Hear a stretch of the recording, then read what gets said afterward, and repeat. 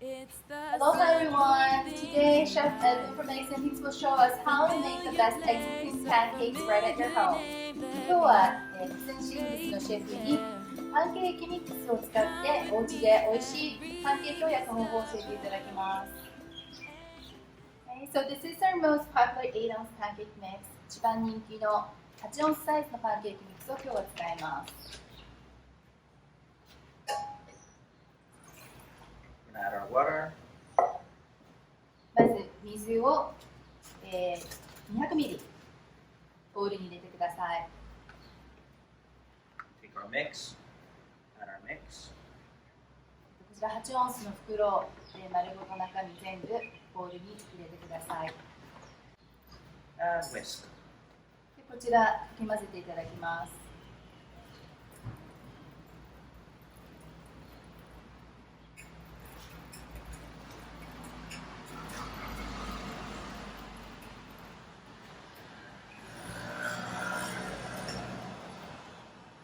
So Chef Edwin, I guess we don't want to mix it too much, so we kind of want to have a little bit of the Little lumps is good. Okay. And we just want to make sure that the consistency is a nice runny, not too overly runny, but not too clumpy.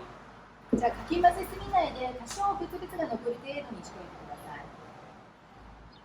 You want to let it sit for at least 10 minutes. This is one that we have been sitting for at least 10 minutes on it.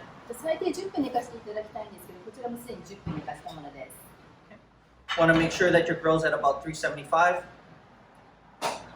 でグリルが、だいたい190度まで温めてください。Just going to add a light oil. オイルを多少スプレーしていただきまして。From here, should get about 4 pancakes. だいたい4、5枚焼けるんですけども、今日は4枚焼きます。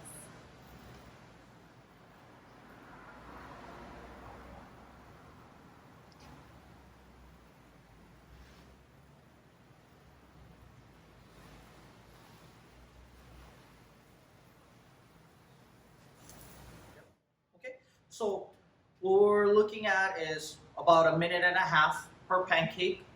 We're looking at around the rim of the pancakes, small little bubbles, and then for a nice gloss on the top of the pancakes.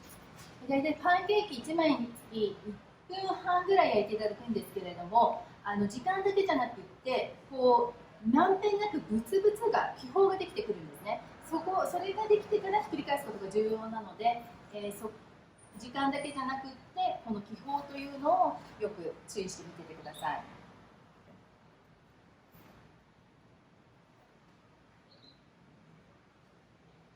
だいたい1分ぐらいは経過してますので、That's a nice golden color。黄金色にうまく焼けてます。繰り返していきます。結構 see the bubbles 気泡が見えてますよね。And then again, about a minute and a half on the opposite side. またこうやってひっくり返して1分から1分半焼いていただきます。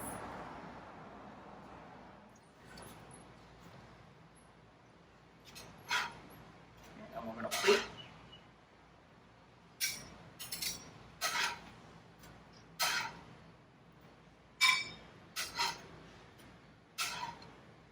こちらきれいにお皿に盛り付けていただいて。